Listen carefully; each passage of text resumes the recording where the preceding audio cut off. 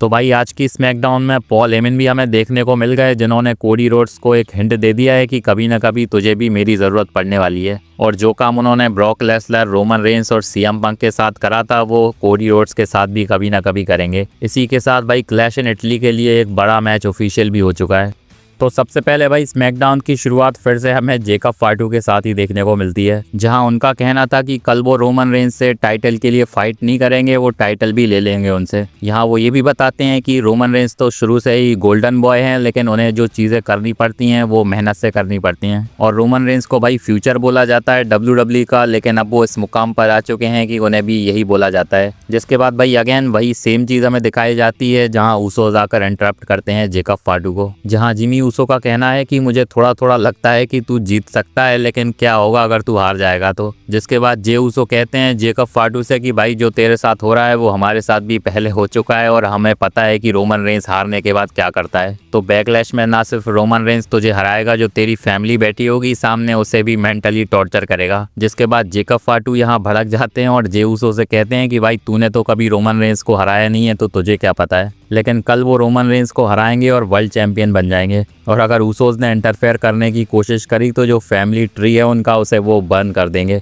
तो भाई यही सेगमेंट था जो कि पहले भी WWE इतने टाइम से कराती हुई आ रही है। पता नहीं WWE को ये स्मैकडाउन में करने की क्या ज़रूरत है जब रॉ में अच्छी खासी स्टोरी लाइन चल रही है। तो इसके बाद बैक स्टेज से हमें निक ऑल्डिस दिखाए जाते हैं, जो कि गंथर की सिचुएशन के बारे में बता रहे थे और हमें बताया जाता है कि गंथर अभी भी रॉ के पार्ट हैं। पर इसके बाद यहाँ रिकी स्टार्क्स उन्हें इंटरप्ट करते हैं, जिसके बाद मैट कैराडोना भी आ जाते हैं और भाई इनका मैच बना दिया जाता है, जिसका रिजल्ट भी भाई हमें पता है कि क्या होने वाला है। नेक्स्ट इसके बाद हमें रॉय स्कीज और जेकब फाटू बैक स्टेज से देखने को मिलते हैं और अचानक से WWE ने इनका भाईचारा शुरू कर दिया है। तो यहाँ रॉय स्कीज जेकब फाटू को हाइप अप कर रहे थे और जेकब फाटू के जाने के बाद यहाँ सोलो सिकोआ आ गए, जिनका कहना था कि भाई ज़्यादा टाइम है नहीं मेरे पास, तो ज्वाइन करना है तो तू कर ले मुझे। तो अभी सोलो सिकोआ भाई ऑफर तो दे रहे हैं रॉय स्कीज को, लेकिन मुझे लग नहीं रहा है कि रॉय स्कीज एक्सेप्ट करने वाले हैं, क्योंकि इसके बाद वो कुछ अपोजिट ही करते हैं। Next match US women's title के लिए कियाना जेम्स और टिफनी स्टैटन का देखने को मिलता है, जो कि भाई रैंडम सा मैच था, ज़्यादा कुछ यहाँ था नहीं और टिफनी स्टैटन की इजी यहाँ विक्ट्री हो जाती है। लेकिन एक मोमेंट पर लग रहा था कि रोल अप से कियाना जेम्स हराने वाली हैं टिफनी स्टैटन को, पर जूलिया रेफरी को बिजी करके रखती हैं, जो कि करा तो उन्होंने टिफनी स्टैटन के लिए होगा, लेकिन जूलिया के ऊपर वो भारी पड़ गया। तो यहाँ शायद इनके बीच में भाई प्रॉब्लम्स स्टार्ट हो गई हैं और इनका शायद ब्रेकअप होने वाला है। नेक्स्ट मैच टाला टोंगा और डेमियन प्रीस्ट का होने वाला होता है, लेकिन उससे पहले बैक स्टेज सेगमेंट में आर्ट्रुथ को मना कर देते हैं डेमियन प्रीस्ट रिंग साइड पर आने से, क्योंकि आर्ट्रुथ इंजर्ड हैं और डेमियन प्रीस्ट नहीं चाहते कि आर्ट्रुथ और भी ज़्यादा इंजर्ड हो जाएं।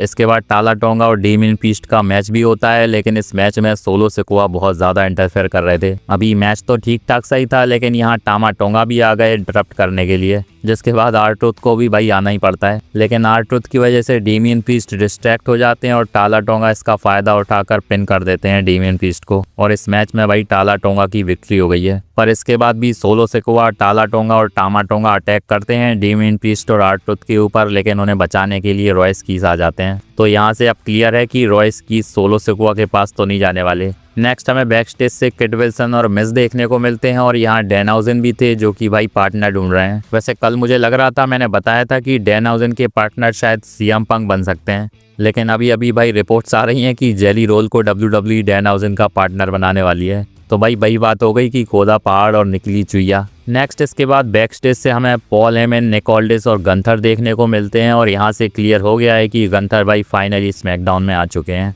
और यहाँ उनकी मदद पॉल हेमन ने करी है। लेकिन इसी एग्जैक्ट मोमेंट पर कोडी रोड्स रिंग में एंट्री करते हैं और गंथर बैक स्टेज से बहुत ज़्यादा गुस्से में लग रहे थे। अभी रिंग में आने के बाद कोडी रोड्स कहते हैं कि लास्ट वीक जो गंथर ने किया उसके बाद उन्हें लगता है कि गंथर नेक्स्ट इन लाइन होने वाले हैं, तो वो चाहते हैं कि गंथर खुद आकर उनसे ये कहें। लेकिन उनके आने से पहले ही यहाँ पॉल हेमन आ गए, जो कि भाई कॉन्ट्रैक्ट के साथ आए थे और बाद में वो बताते हैं कि ये कॉन्ट्रैक्ट क्लैश इन इटली का होगा, जिसमें गंथर और कोडी रोड्स का मैच होगा। पर यहाँ कोडी रोड्स का कहना था कि भाई अब तू क्या गंथर का लॉयर बन गया, पर पॉल हेमन बाद में डिनाई करते हैं और कहते हैं कि ये फेवर है गंथर का जो उन्होंने उनसे लिया था। मुझे लग रहा था कि शायद ये फेवर ब्रॉक लेसलर के साथ मैच का होगा, लेकिन अब लग रहा है कि ब्रॉक लेसलर सच में रिटायर हो चुके हैं, क्योंकि भाई फेवर तो अब रिवील हो चुका है। यहाँ कोडी रोड्स कहते हैं कि भाई तेरे पास ऑप्शंस की कमी हो गई क्या, क्योंकि ब्रॉक लेसलर तो रिटायर हो गए और रोमन रेंस और सीएम पंक तो उससे कुछ लेना देना रखते नहीं है। पर पॉल हेमन का कहना था कि कभी ना कभी किसी ना किसी को तो वाइस मैन की ज़रूरत पड़ती है। तो शायद यहाँ वो कोडी रोड्स को ये इशारा दे रहे थे कि भाई कभी ना कभी तुझे भी मेरी ज़रूरत पड़ेगी। जिसके तुरंत बाद गंतर आ गए और कोडी रोड्स को उन्होंने स्लीपर में फंसा लिया। लेकिन इसके बाद कोडी रोड्स निकल जाते हैं स्लीपर से और गंतर को भाई रिंग से बाहर निकाल देते हैं। जिसके बाद उनका कहना था कि भाई तूने Goldberg, John Cena, AJ Styles को हरा दिया होगा लेकिन मुझे नहीं हरा पाएगा। तो अब गंतर और कोडी रोड्स का मैच हमें क्लैश इन इटली में इसी मंथ के लास्ट में देखने को मिलेगा, जिसके लिए अभी बहुत ज़्यादा टाइम है। तो शायद इनकी स्टोरी लाइन अच्छे खासे तरीके से बिल्ड हो जाएगी। अभी यहाँ बहुत सारे बैकस्टेज से हमें सेगमेंट्स भी दिखाए जा रहे थे जहाँ वो जिंजर ब्रेड का फ्यूनरल चल रहा था, क्योंकि सैमी ज़ेन ने लास्ट वीक जिंजर ब्रेड की हत्या कर दी। यहाँ सैमी ज़ेन भी थे जो कि बहुत ज़्यादा फ्रस्ट्रेटेड थे कि भाई ये क्या कर रहे हो, और सैमी ज़ेन की तरह शायद बहुत सारे फैंस भी फ्रस्ट्रेटेड होंगे कि इतनी सारी चीज़ें छोड़ के WWE ये बकवास सी चीज़ें कर रही है।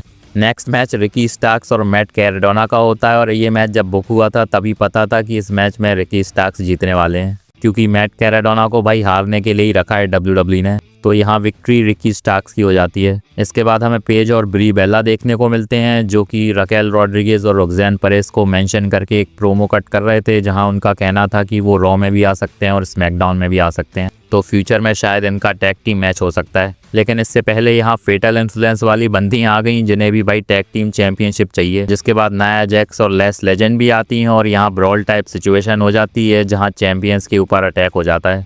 नेक्स्ट मैच हमें शार्लेट फ्लेयर, अलेक्सा ब्लिस, रेहा रिप्ली और फेटल इन्फ्लुएंस का ही देखने को मिलता है। अभी मैच तो ये ज़्यादा लंबा चल नहीं पाता क्योंकि रेहा रिप्ली के ऊपर अटैक हो जाता है, और ये अटैक जेड कारगिल करती हैं जिन्होंने रसलमेनिया के बाद अपना रिटर्न कर लिया है। और मैच के एंड की बात करें तो जेसी जेन यहाँ पिन कर देती हैं अलेक्सा ब्लिस को और फेटल इन्फ्लुएंस की विक्ट्री हो जाती है। इसके बाद फेटल इन्फ्लुएंस तो चले जाते हैं, लेकिन मिचेन और बीफैब और जेड कारगिल अटैक करते हैं रेहा रिप्ली, अलेक्सा ब्लिस और शार्लेट फ्लेयर के ऊपर। तो अभी भी भाई शायद WWE का इरादा है रेहा रिप्ली, जेड कारगिल की स्टोरी लाइन चलाने का। नेक्स्ट हमें बैकस्टेज से दिखाया जाता है कि टामा टोंगा खुश नहीं है सोलो सिकोआ से कि वो बार बार रॉयस कीज को अप्रोच कर रहे हैं MFT में आने के लिए। लेकिन भाई सोलो सिकोआ को तो चाहिए रॉयस कीज MFT में। जिसके बाद हमें ऊसोस के साथ रॉयस कीज का एक सेगमेंट दिखाया जाता है जहां रॉयस कीज को दूर रहने को कह रहे थे ऊसोस ब्लड लाइन से। नेक्स्ट इसके बाद टामा टोंगा और रॉयस कीज का ही मैच हमें देखने को मिलता है जहाँ भाई सोलो सिकोआ और टाला टोंगा भी थे, लेकिन सोलो सिकोआ मदद करने नहीं दे रहे थे टाला टोंगा को।